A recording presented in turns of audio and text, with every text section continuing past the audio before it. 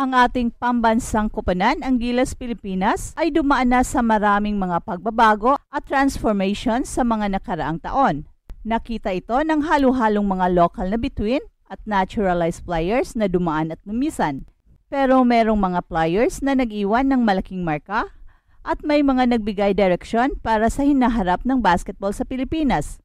At ngayon, tatalakayin natin ang dalawang players na maaring magbibigay ng malaking ambag sa hinaharap ng Gilas frontcourt.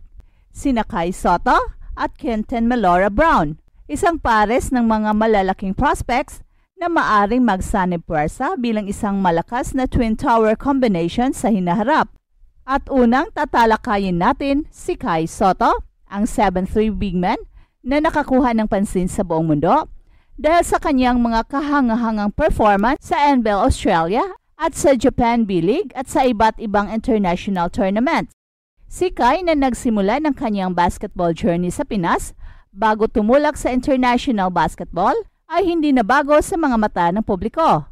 Ang kanyang natural na talent kasama na ang kanyang taas ay nagiging isang nakakatakot na presensya sa loob ng court. Ang kanyang kakayahang mag-block ng shots, mag-rebound at makapag-ambag sa opensa ay siyang nagbibigay sa kanya ng kakaibang kalidad bilang isang prospect. Pero paano naman kung may isa pang malaki at promising na Filipino-American na player na may kakayahang magbigay ng malalim na epekto sa koponan? Ipakilala natin si Quinton Melora Brown o QMB, ang 6'10" center na kasalukuyang naglalaro para sa University of the Philippines Fighting Maroons sa UAAP. Ang 24 years old ay mabilis na nakakuha ng atensyon sa mga fans at scouts dahil sa kanyang mga kahangahangang skillset at dominanteng presensya sa court. Ang paglalakbay ni Quinton Brown patungong UAAP ay isang natatanging kwento. Isa siyang produkto ng Vanderbilt Citadel sa USNCAA Division I. Hindi na siya bago sa mataas na antas ng competition.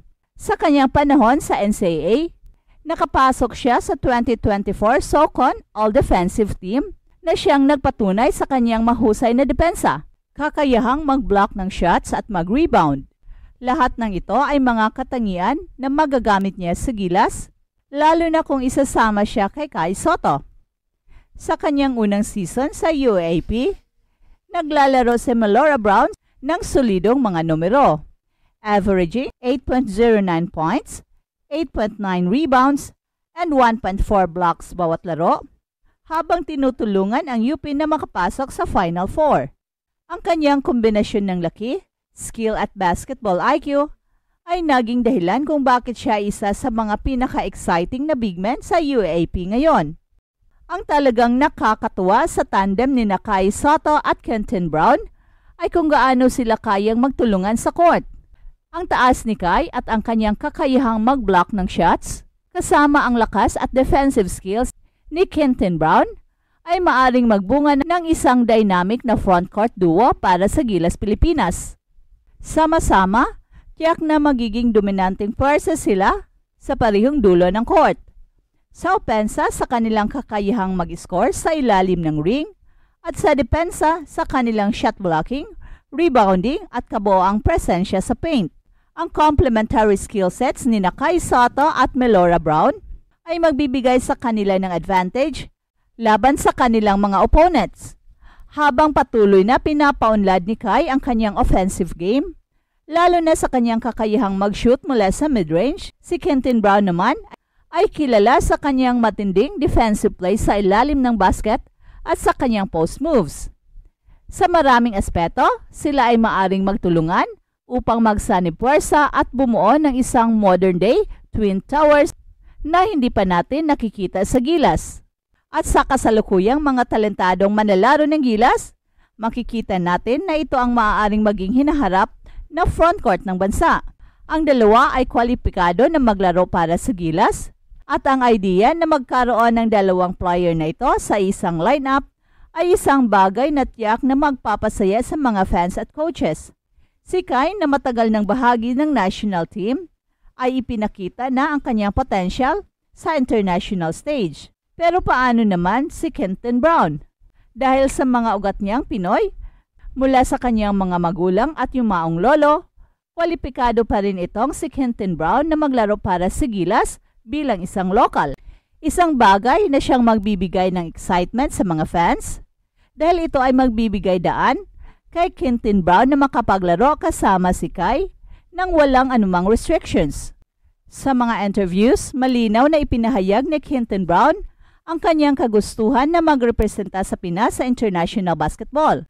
Ang kanyang dedikasyon sa paglalaro para sa Gilas ay makikita at sa patuloy na pagbuo ng national team para sa hinaharap.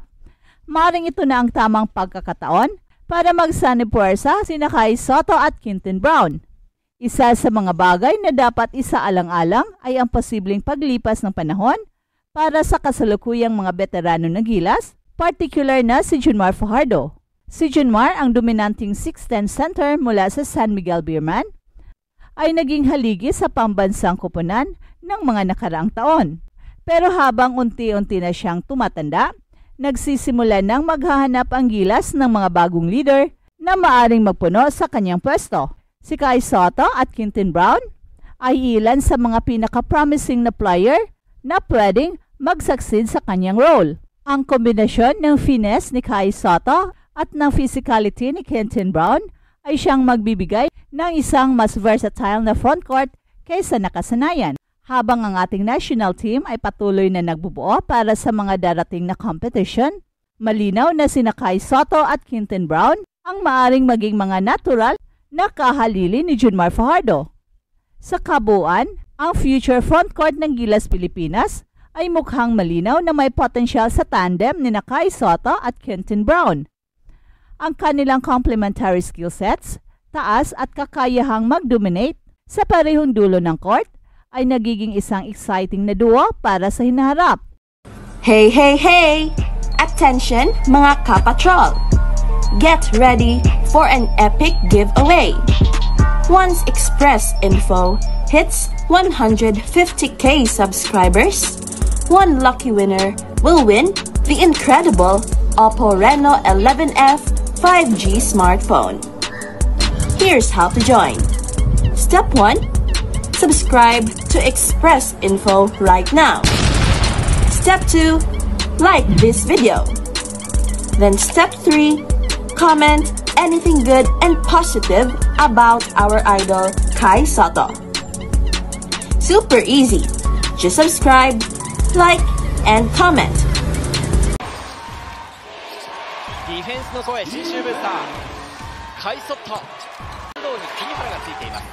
カイソット、この位置から沈めてきているというのはありますが、うまいですね。一方の横浜カイソットです。ボールを奪った。そしてカイソット。